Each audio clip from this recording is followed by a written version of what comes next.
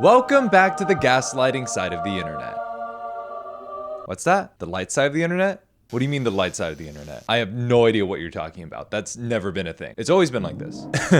Okay, you're just imagining things now. Stop being so crazy. I remember when I was a little bit younger and it was my first time watching How I Met Your Mother. I was instantly hooked, and I'm pretty sure that I binged all the, at the time, 7 seasons in about a month. Maybe it was something parasocial in nature, and seeing people on TV have friends that I didn't have made me feel like I had friends at the time. Maybe it was because I wanted to see Ted get ran through week after week. Or maybe, just maybe, it was because I really liked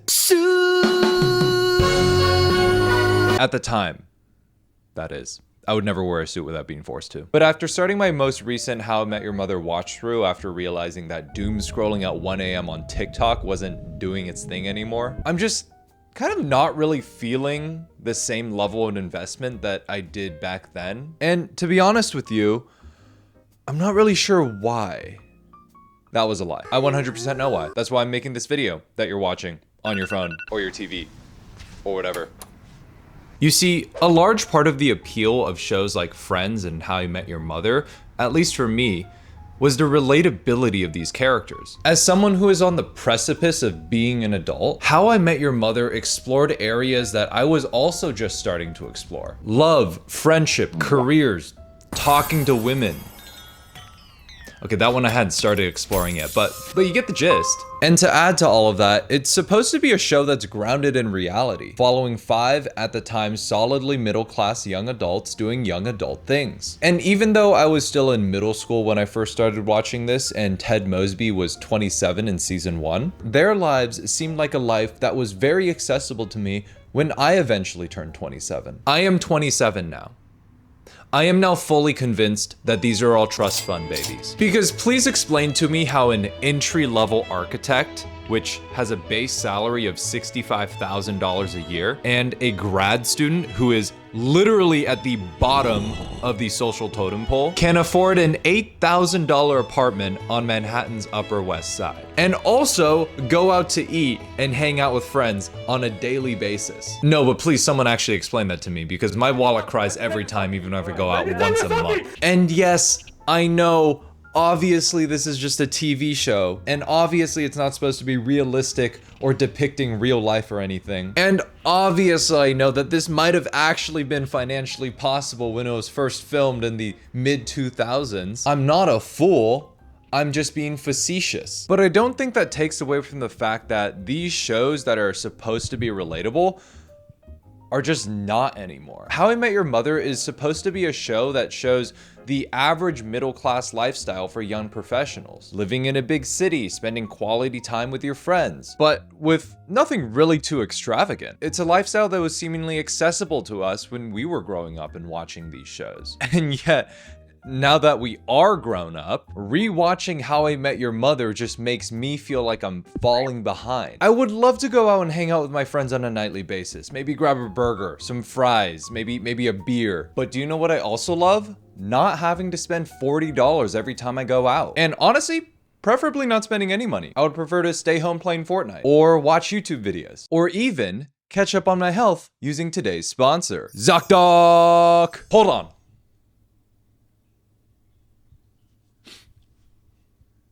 See, didn't being put on hold annoy you? Well, that's exactly what happened to me when I was first scheduling my psychiatric screening. I have an attention disorder. Putting me on hold for 42 minutes is basically a violation of my 8th Amendment rights. Fortunately for me, and I suppose for you as well, ZocDoc will make sure that the task of booking an appointment to get your meds will not require meds in the first place. ZocDoc is a 100% free, that's right, free 99, website where you can search and compare high quality in-network doctors, choose the right one for your needs, and instantly click to book an appointment. From mental health to dentistry to eye care and everything in between. ZocDoc makes it easy to book in-network appointments with over 100,000 healthcare providers. All you have to do is put in what type of doctor you're looking for and book one of their available times. And then voila, you have instantly booked yourself your next doctor's appointment and saved yourself 42 minutes of holding. Not only that, ZocDoc allows you to filter by insurance, location, and even see reviews by verified patients, so you can choose the most convenient care for you. Plus, ZocDoc helps you get appointments fast, typically within just 24 to 72 hours of booking, and you can even score same-day appointments, all through ZocDoc's own website. So if you're looking to save both your time and sanity when booking your next health appointment, go to ZocDoc.com/RayLikeSunshine, also linked in the description, to find and instantly book a top-rated doctor today. Thank you to ZocDoc for sponsoring today, and let's get back to the video. And I'm not only getting this feeling from How I Met Your Mother. Let's take Friends, for example. Another show that has a very similar premise to How I Met Your Mother and features a wacky cast of friends all living in New York City, including the one that's kind of dumb and openly a man whore, the one that's smart but still in the closet about being a man whore, the trust fund baby who has daddy issues, the one who's a little obsessive compulsive, and the other one. This is Monica's West Village apartment in New York City that she shares with Rachel. Monica is a chef and Rachel is a part-time waitress. Do you see these big ass windows? The sunken living room, the tasteful decor that seems straight out of a TV set. Did the compliments to the chef come with an $8,000 a month check? And yes, I technically know that is rent controlled, but damn girl, where the hell is my rent-controlled apartment? I guess that's kind of where this video title could be considered a little bit clickbaity. It's not necessarily that these TV shows are trying to gaslight us. It's just that these 90s and 2000s sitcoms are giving us a completely false expectation of what our lives would be when we reach the age of these characters. And it's not like we had insane expectations either. I'm not trying to hit up a yacht party every day or week or month or in my lifetime ever. I'm not a person who takes lavish vacations, and on the rare occasions that I do go on vacation, I'm staying at hostels for like $30 a night. But the thing is, shows like How I Met Your Mother and Friends made it seem like living in apartments like these and being able to go out regularly with your friends just to grab a beer and a quick bite would be normal things to do as an adult. And making me think that eating breakfast at your friend's house before work was a common occurrence, or an occurrence at all. And for this morning's breakfast, we have coffee and Vyvanse. Oh. Is there like any real food? The f you think this is, a hotel buffet? I have a double shift starting at 6 a.m. today. Now take your amphetamines and get the fuck out. And these are just two shows that I'm starting to get the feeling that I'm being gaslit. I didn't even talk about shows like Gilmore Girls, Sex and the City, fucking New Girl. I'm sorry, how are you on a teacher's salary and you're living in a $1.5 million loft apartment in LA? Make that make sense to me. Sure, you can make the argument that I probably shouldn't be basing my reality off of TV shows. You're very valid for that. But at the same time, it's not like this wasn't a reality just 20 short years ago. Monica's spacious apartment in New York City in the 90s probably would have cost anywhere from $300 to $500 a month, especially when rent controlled. Whereas nowadays, good luck finding anything that's over a shoebox for less than $1,000. The apartment I live in costs $6,000 a month. And yes, I have 2 roommates. I would never spend $6,000 a month on rent. A burger and beer with some fries would have been like $10 in 2005. Meanwhile, the cheapest pub near me has a burger for $18, and that doesn't even come with fries or a beer. Anyways, if you don't want to leave a tip, you should at least subscribe. If you grew up watching these TV shows in the years leading up to you actually entering the real world, get it? Because we're outside right now. I don't think it's a stretch to say that some of you would have been looking forward to a life that the Friends on Friends had. I certainly did. Also, if you're wondering why I keep filming outside when I have severe social anxiety, I have 2 words for you: exposure therapy. I have 1 more word for you: masochism. And yet, it seems like Gen Z doesn't really have access to a life like that anymore. And we don't really have a mainstream TV show that kind of represents modern young adult life. Wait, that's actually a really good idea for a TV show. Happy Friday, boys. Work hard, play hard, am I right? I already took the liberty of making the itinerary for tonight. 8 a.m. wine bar pregame. Meet up with those baddies we met at pickleball. Then we hit up Polk Street, Hawthorne, bottle service. What do you think? Is there any way we can do something a little bit cheaper? I just had to get surgery for my cat, so I'm really trying to save money. Okay. New plan. Mission, food truck, tacos. Go to a dive bar, open my karaoke. Maybe just a little less. I have like $200 of Klarna payments next week. Okay, another new plan. Corner store, 6-pack, sit in the park. Yeah, rent is due next month. Gotcha.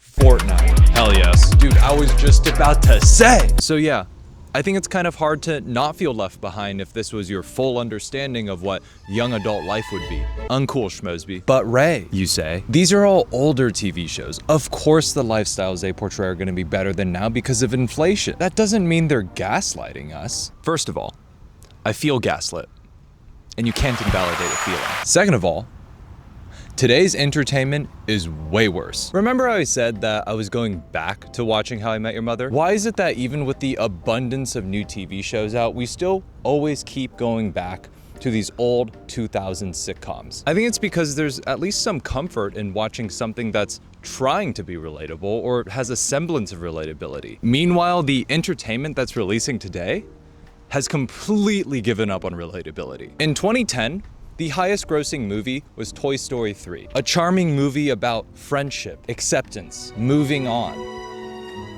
So long, partner. And toys. We all had toys as kids. The highest grossing movie in 2025 is F1.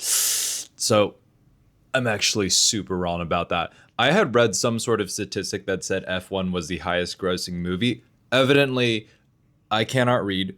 Instead, it says it's the highest grossing sports movie of all time, which is still a surprising statistic, but definitely different than what I originally said. The highest grossing movie is actually Lilo and Stitch, which I suppose is far more relatable than F1. That being said, I did work really hard on this part, so I think I'm gonna keep this section in just for shits and giggles. But I promise, the rest of the video makes sense. A movie about a super rich person driving a super expensive car that is owned by another, even more rich person in a sport that really only caters to super rich people. Look, I'm a fan of F1, I know, but I would never buy any product from any of their major sponsors. Louis Vuitton, Tag Heuer, Aramco. My blood is Chinese rice farmer, not Saudi oil prince. And for those of you saying, oh, but the highest grossing movie in 2009 was Avatar, and that's not relatable. Is it not? Do you want me to pull up my latest Stellaris save? Purge the Xenos. Humanity first.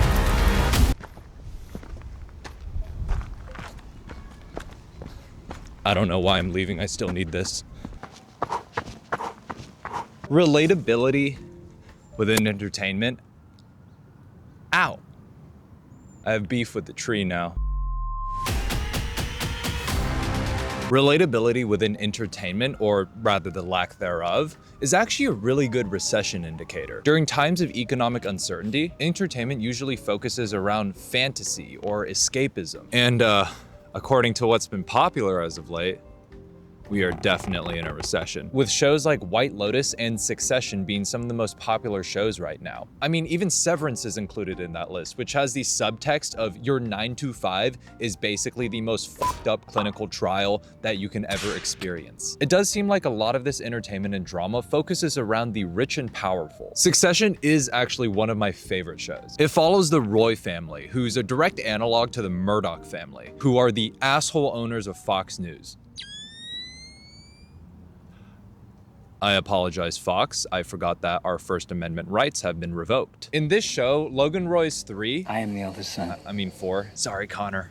Always forget about you. What if I want to take over because I am the eldest son? Logan Roy's 4 kids are all posturing to see who's gonna succeed Logan once he dies to take over their media empire. It's an extremely well-written and witty commentary on the banality of the ultra-rich. See, while the Roy family are billionaires, the clothes they wear are muted. Their staff are just backdrops, and they treat their fancy toys like their private jets and yachts no different than we would treat a beater car or a Lime scooter. One scene even had one of the kids asking his dad for $100 million, like a teenager would ask for money to get a Subway sandwich. I'm just wondering if I can hit you for like a little 100 mil. Please, Papa, they are models. I just need 150,000 euro for Mykonos. Papa, it's networking. It just goes to show that even with unlimited money, these are still just kids with major daddy issues, squabbling with their siblings who also have major daddy issues over who gets to inherit even more money. Boom. Scene change. But there is another underlying subtext. Despite the fact that Succession is a social commentary and is meant to kind of criticize the ultra rich, spoiler alert, the ultra rich still win. Yeah, it may have been someone who is slightly less ultra wealthy, who is controlled by someone who is even wealthier than the first ultra wealthy people. I totally get that that might just be a story beat, and it would be weird if, you know, all the wealthy people just exploded like in the Kingsman. So like, I get the ending. I'm not criticizing the ending. What I did kind of have a problem with was the online reception to Succession. The Succession theme is going on in the background of all of these TikToks. So just imagine in the background, you can hear bum bum da da da na na na na na na na da na na na na na na da na na na na na na. It's actually a really catchy theme. I know the writers weren't trying to make it out to be rich people good, but the TikTok algorithm definitely warped the writer's original intentions. Right after the show ended, I was bombarded on TikTok with propaganda about the old money aesthetic. Fits of nice material, usually knit, all muted colors, something that is fancy but doesn't look fancy. And you know what? That propaganda worked. This might be a hot take, but I'm pretty sure Succession gaslit us into thinking beige was cool. Or in this case, a very dark green. I mean, seriously, look at this fit that I got from Abercrombie after I watched Succession. It's giving I'm going to my villa on Lake Como for lunch, while my wallet, after buying all of these clothes, was giving more $1.50 glizzy at the Costco food court. I will say it is very comfortable though. In fact, I can prove, without a doubt, that Succession saved Abercrombie & Fitch. Boom. Another scene change. Look at this Google Trends graph showing the peak interest in Succession. Now look at this stock chart for Abercrombie & Fitch. I know that correlation doesn't mean causation, but that shit caused that. I don't know, it's almost as if they missed the entire point of the show. So you heard of that show Succession? You mean the show that's all about how power corrupts and that dedicating your life towards hoarding capital and pursuing power will leave you an empty shell of a person who is a toxic influence on everyone close to themselves, all the while poisoning the very fabric of society? Yeah, that one. Yep. Did you see their drip though? Yeah, they do be drippy. Ice cold, man. The same effect could be said with White Lotus. In a series that is meant to show the corrupting nature of money and power, has fans that are posting things like, POV, you booked a White Lotus vacation. First off, why would you want to book a White Lotus vacation when literally somebody dies in every single season? And second of all, fuck you. Maybe this is just my opinion, but I think the fact that so much of media is like this during times of economic hardship kind of makes it seem like the writers are going, hey, look at all these cool and expensive things that you can never afford to do. Destination vacations, yacht trips, your own personal helicopter. Rich people are bad, by the way. I don't know, usually in most of my videos, I spend a considerable amount of time trying to back up every single opinion of mine with facts and reason and logic. Wasting hours of my time trying to script out and craft a way to say what I'm thinking and why I'm thinking it and why I'm justified to have that opinion. But honestly, for this video, I just said, fuck it, and spent 2 minutes writing this.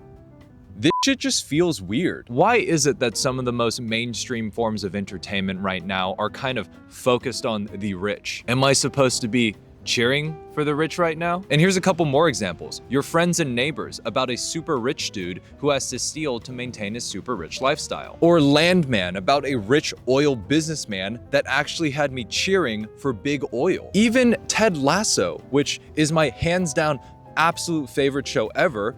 But let's be honest here, every single one of those characters has a car that is worth more than the average house, except for Nate. And they made Nate the antagonist in season 2. I don't know.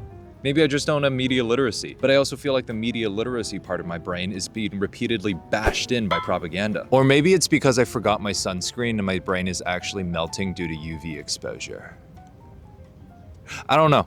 Could be either one. Maybe that's why shows like Squid Games gain such cult-like popularity, because we can actually relate to the main characters, all working class and struggling to get by day to day within a system that is created for and by the ultra wealthy. Or maybe why The Pit, which is an extremely relatable and realistic depiction of frontline medical workers, won 5 out of 13 Emmy nominations this year. Or maybe that's why Andor won the Emmy for Outstanding Writing for a Drama Series. Not simply because it has pew-pews in it, but because it was a complex analysis of the dynamics of authoritarian regimes and how easy it is for normal, law-abiding citizens to get caught up in the banality of evil, which just so happened to have pew-pews in it.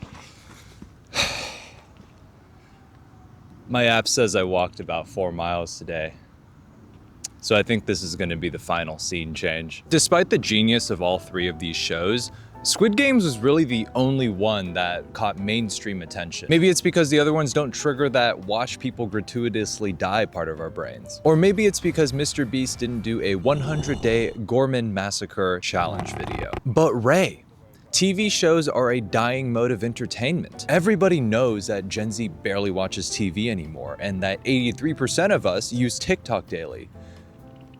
Holy shit, is that a real statistic? Oh my god, we're so cooked. I would say that if your main mode of entertainment is TikTok, oh brother, we're being so gaslit right now. Modern social media is basically all gaslighting. There are entire social media empires that are built from gaslighting people. Take these stupid ass balloon popping YouTube dating shows, for example. At least I think they're on YouTube. I don't know, my only exposure to them is through the clips that they farm on TikTok. The entire premise is that they take a man or a woman with clearly very controversial takes, pit them against 5 to 10 other men or women, roll a camera, and then poke them saying, "Come on, do something. Say something out of pocket." To be honest, body count is like one of the most important things because no one wants a car that has 100,000 miles on it, you know what I mean? It's the same thing that all those TikTok street interviewers do, where they interview 100 people and then clip farm the ever-living fuck out of 2 of the most unhinged interviews they had that night. Like somebody that's a little bit taller. 6 feet. You're 6 feet? Yeah. Oh. And yeah, I see these clips and my brain knows that this is a huge overgeneralization and definitely not representative of an entire gender or culture or whatever the antagonist is. But after seeing similar clips over and over and over again, I literally felt the critical thinking part of my brain do an ever so slight regression towards the my only interaction with women is through porn side of the incel spectrum. Eventually, I started seeing these clips with no context and subconsciously thought, oh yeah, she definitely looks like she only dates guys over 6 feet. I'll swipe right. I like your jewelry and I like that your outfit matches. It's monochrome. Oh, I was totally wrong. Wait a minute. I am 6'1". My brain is fully developed. Why the fuck am I getting angry about a situation I made up in my head where a random girl that I've never met is not choosing a guy because he's 5'5"? So I can't imagine the effect that this type of content would have on someone whose brain isn't fully developed yet. Honestly, probably a full manosphere factory reset. Next thing you know, they're calling themselves Sigma males and quoting Nick Fuentes. But social media gaslights us in more ways than just obvious rage bait. The way it affects most of us is far more sneaky and insidious. This argument has been made over and over again on commentary YouTube. So like, I don't even need to delve on it too hard, but basically, the things you see on social media normalize the best parts of people's lives because that is all people share. Inherently, you're gonna think that your life is dog shit because your day-to-day doesn't compare to the best moments of everyone you've ever known. Oh, and people that you don't know either. So what does this cause you to do? Well, it causes you to buy things or experience things that may be outside your means and then post it to feel like you are keeping up without realizing that that is literally what everyone else on social media is doing. I'm no expert or anything, but I'm pretty sure that in psychology, this is what is known as a negative feedback loop. And the funny thing about the TikTok algorithm, it knows exactly what you're thinking of at all times. Because I literally just got an ad for sunscreen. I'm gonna go home before the TikTok snipers get me. Yippee! Hi guys. Hi. So me and my roommates have been doing some light refurnishing and I don't know, maybe changing up the aesthetic a little bit. But literally right as we started looking into kind of like what else we could do with the apartment, my feed started to get flooded with beautiful, immaculately decorated apartments. I mean, look at all of these. I like this thingamabob. I want this doodad. I need this doohickey. Oh, it's how much dollars?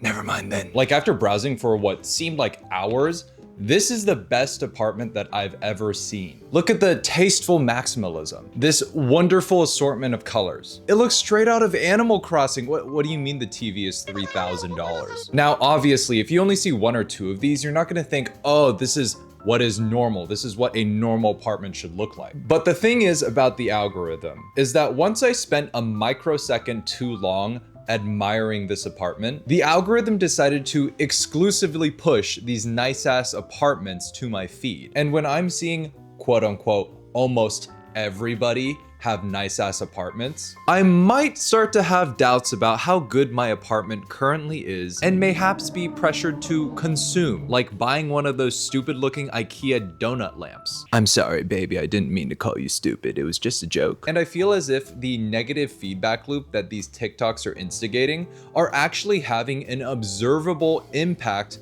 on the economy. I remember when there was a time where you could cheaply furnish an apartment for like, I don't know, $300 off of Facebook Marketplace. So please explain to me why it seemingly costs less to furnish your apartment through IKEA than Facebook Marketplace these days. Like what the fuck is this coffee table?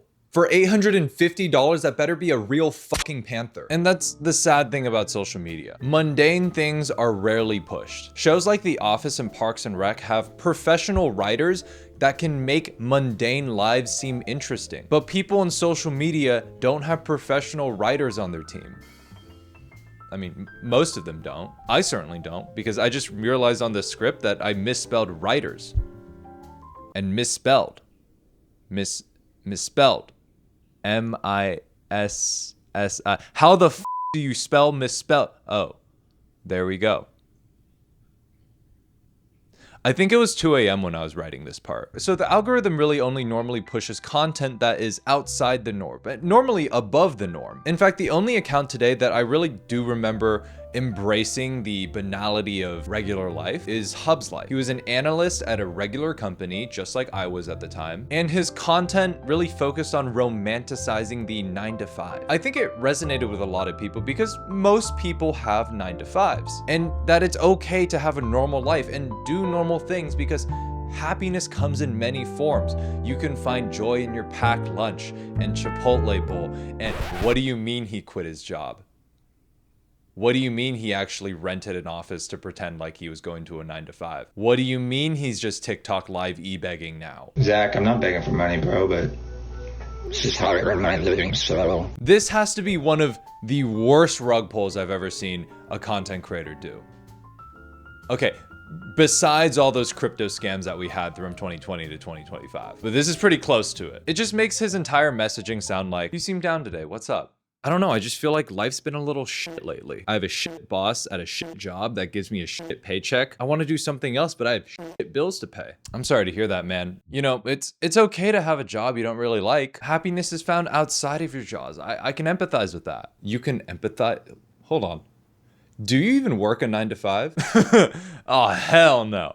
That sounds like shit. I'm just saying, it's okay to love your normal 9-to-5. It's also okay to want to be self-employed and quote unquote escape the matrix. But at the same time, I would never build an entire platform based on embracing the 9-to-5 and saying something like, there is a false reality portrayed on today's social media, when this is your current reality. And man, time making a living. I don't know if I saw a galaxy come through, man. I can't answer any of these. Again, no hate against Hub's Life. I think it's awesome that he romanticized the 9-to-5. I think it's great that he took a leap of faith to become self-employed. I just really wish he didn't destroy the entire messaging of his TikTok page. That's like if I showed up in the next video and was all like, what is up guys? My name is Ray like Moonshine. Welcome back to this side of the internet. I forgot what I was gonna say. Okay, that's enough. Just come on, come on. Come back. Okay, I'm coming. Back to the basement with you. Yeah, sorry about that, guys. I don't think he's used to sunlight. I guess where I'm trying to go with this video is that life is really tough for a lot of us right now. And I think entertainment as a whole, whether on purpose or not, definitely subconsciously makes us feel like we're falling behind or we're not where we're supposed to be. You probably aren't where you want to be right now. And you probably know a lot of people who also aren't where they want to be right now. And you know what? That's okay. We all go through life at our own pace. You're not supposed to be anywhere. There is no set rule like in TV where you have to be married, established in a career, even maybe become a homeowner by 30. The fact is, life always just goes at its own pace. Some people become CEOs at 20 and then die at 30. Some people work hard consistently but only achieve their dreams when they're 50. But then they live another 50 years. Life is just like that. You never know what's gonna happen. In the meantime, stop being so hard on yourself. Live in the moment because you're exactly where you are meant to be right now. Anyways, I'm gonna live up to the channel name and actually enjoy the last bit of sunshine for today. But if you made it this far, thank you so much for watching. I will see you in the next one. Okay, bye.